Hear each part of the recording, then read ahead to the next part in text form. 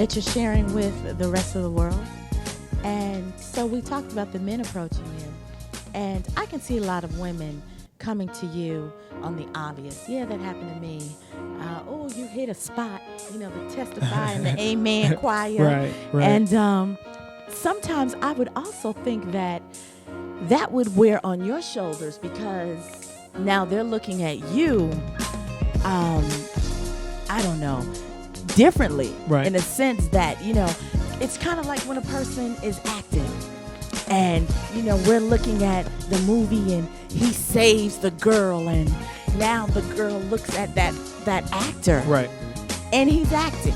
Now, that's not to say that your poetry pieces by all means are saying anything other than who you really are. But I'm assuming that the women, that you get all different kinds. Right. Well, I think, for me, it kind of goes back to what I said earlier, a couple of things. So the fundamental difference between a poet and a spoken word artist, right? So as a poet, then a lot of times then you write down your poetry and it's on a piece of paper and people read it and they can kind of take what they want to from it or interpret it from with regards to that perspective. Right. As a spoken word artist, you're standing up and you're projecting those words, right? And when you are there, people are pretty good at being able to tell whether or not what you're saying is genuine or whether it's pure or whether it's, kind of something that just reciting from the oohs and ahs, of the crowd. And so I tell people, all the time, if I'm giving compliments, so, females that I may have dated in the past, and I may tell them certain things like, hey, I really, think you're beautiful because of X, Y, and Z. And they'll say, well, it's funny that you say that. I find it odd that you say that. And it's easy to do that when you're telling the truth, right? So it's when you're trying to keep up with a bunch of lies, and that's really kind of when things become difficult. But when you're telling the truth, then all of that necessarily becomes easy. So it's easy to write a poem like the truth. It's easy, to write a poem like a muse or her, because those are things that you truly fundamentally believe in. And, as a spoken word artist, again, one of the fundamental differences is that a lot of people, you have responsibility and people will hold you accountable for the things that you say. You can't get up there and say that you're a revolutionary and they never see you in the community doing things or never see you in the school. So if I go up and I say these things and I, say about what I think about chivalry and all of those things, then I shouldn't be at a venue and a woman standing and I'm sitting in the chair, right? All of those things. So for me, I think it's just fundamentally who I have become and who I've grown to be. So those things become a whole lot easier and it's not as difficult when it is who you are at your core. Going back to you in terms of your understanding of women and relationships, but we got to make sure that we're clear because you make it a point to let people know that you are not just a love poem. That is true. It's interesting if you look at the evolution of Dichotomy. There were 10 poems that were on there. 5 of them have something to do with the relationship or love. 5 of them do not. But people gravitated towards saying, hey, he's a love poet, and that's what he does, and so and that's fine, right? So if that's what you have to listen to in order to get you to listen to the poem about my grandfather and everything else, then so be it. But as I started to work on this second project, I really thought that it was important that I branch out and make sure that people understand the other things that I have, the other facets of my personality, and that's what led into the second double album. Right. Well, we're definitely gonna get into the second album, but there's so many artists that have made a footprint in the industry in terms of giving Michael Jackson. I won't even begin to name all the people that have made footprints. At the end of the day, with your poetry writing and all the things that you do, what's going to be your footprint? I think the poetry probably will be that I'm looking to try to take it on to different facets with regards to writing books and other things. But I think at the core, it's going to be the poetry. But even more so than that, I just think it's the manner or the topic matter from the poetry itself. You know what I'm saying? I really want to make sure that it comes across as being genuine, as being pure, so that when I leave, if I was gone tomorrow, the legacy behind or the body of work that I left behind will kind of be based on truth and pain and understanding and all of those kind of things. So that if there was one staple that I would want to leave on spoken word and poetry, it's really just kind of a love for the art itself and promoting the art and doing everything I can to promote the art and remaining as true as I can to myself as an artist and to the art form and those who have paved the way for me to allow me to do this before me. Right. Good deal. Well, now, I tell you what, let's talk about why we're all here.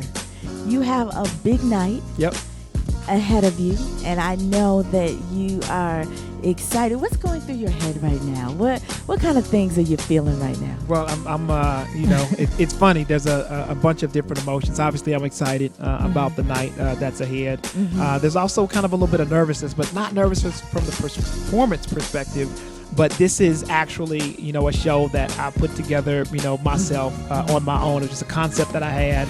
And so I picked a bunch of artists that I was fans of as well to kind of put the show together. So it's a whole lot different when you're on the back end and the business side of things in addition to performance. So I've got, are the artists here yet? When it sounds, all that stuff is going through my head in addition to the performance. So there's a lot going on right now. Right. So I am totally excited about the double. Yeah. This is not just one CD. Correct. But you know what we need to do? We need to also let people know that you have a job. Right. That's correct. And that is what is so amazing, that people need to know that I'm not going to tell them. You don't have to tell them where you work, whatever. But you work a job. You have other commitments other than just kicking it with poetry. Right.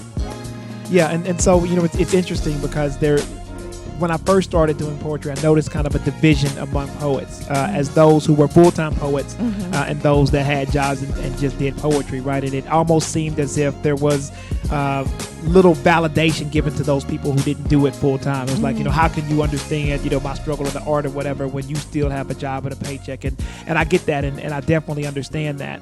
But I personally don't believe that necessarily makes, what you do any less valid. You definitely want to support those who are doing it full-time. But for me, one of the things that I wanted to do is, everybody is not in a position where they can take their passion and make it their profession. Right. But what you can do, and this is kind of my gospel of what I'm an advocate of, and that's being able to take your profession and use it to pursue your passion. And so, in my job requires me to travel a lot between Georgia, Florida, and a couple of other states. And so what I would do is when I was there for work, after all the work got done, I'd be like, well, where are the open mic spots? Where are the poetry spots that I can go and perform and expose other people, to my art? And so in addition to, having a full-time job, if it's something you're passionate about, then I don't see the poetry as a job, but I'm using my profession to help me pursue my passion since I can't make that my profession in and of itself.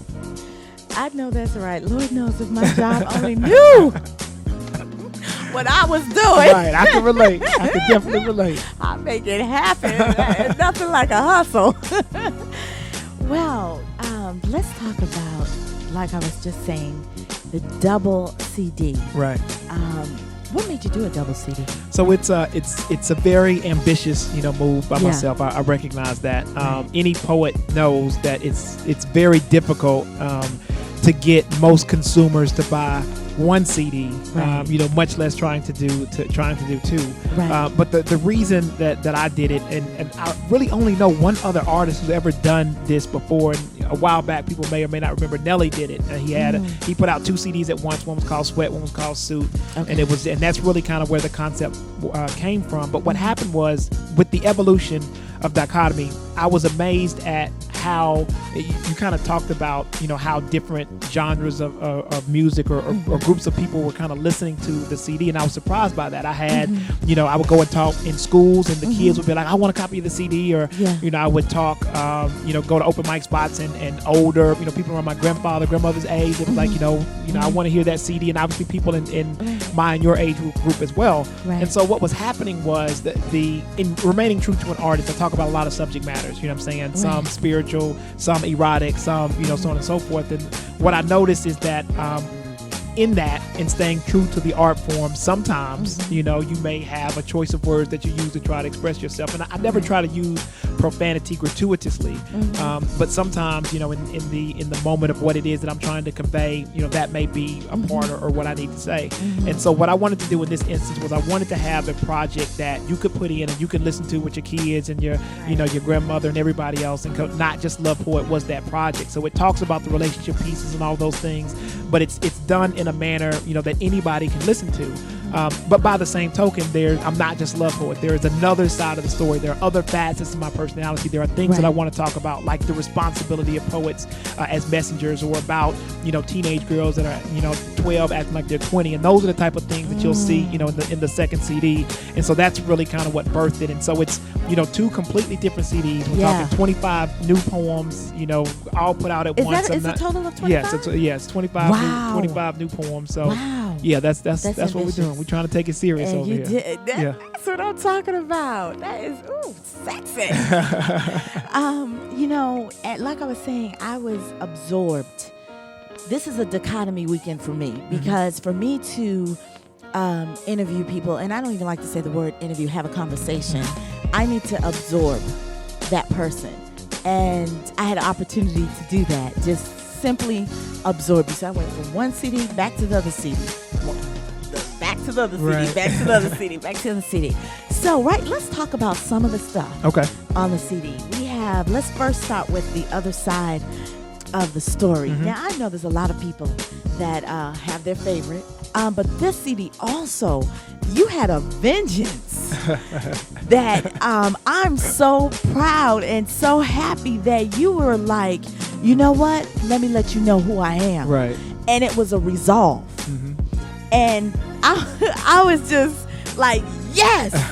So the letter to the hip hop MC. Yes. That was a resolve, because you put people on blast, not disrespectfully, but you put it out there, because sometimes people are afraid to put what needs to be talked about. Right. And you talked about balance. Hey, every song does not need to have a message, but listen, let's have some balance. Right. And I loved that letter. I love that letter that you wrote. What made you think? Where did that come from? Were you just sick of all the radio? Right. Well, I mean, I'm definitely came up in the hip hop generation, and so I came up back in the day, obviously with Grandmaster Flash and Run DMC and all of those guys. But I still listen to Lil Wayne and Eminem and even Waka Flocka and all of that stuff that's going on. So as I listened to that, what was bothering me, I guess, was just some of the content that was in the poems themselves. And I really felt like, just as a poet, I felt like hip hop artists have some responsibility to kind of have some sense of balance. And really, in doing spoken word, I really kind of realized or understood just the power that this has. And so, that's kind of why I wrote We Can. But with regards to Letter to the Hip Hop MC, that my favorite line, well, not even my favorite line, but I think one of the most hard-hitting lines in the whole poem is when I say that as far as responsibility, a lot of MCs never wanted it. But if they think about it, they have the ability to have a smart, intelligent black woman call herself a BITCH just because he put the words 5-star in front of it. Now. You have 5-star in front of it. So you have these grown, intelligent women calling themselves that because there's a big beat and you put 5-star. That's powerful, right? But there's some sense of responsibility that comes, with that power. And I was tired of kind of seeing it wielded without any lack of responsibility. So I was like, hey, I like, the booty shake stuff just like everything else. But give me something else, that we can kind of help our youth and kind of give them some direction with regards to that. Right, yeah, definitely. And then you switched the game on 12. Yeah. And I was so happy because as women, we can teach our girls. Women learn from women all the time, whether I'm purposely teaching you or you just watching something I do or I'm watching something another woman does. But for a man to speak about the way a woman dresses and how, okay, you need to know that you're going to get certain kind of attention. Right. You hit that on the nail.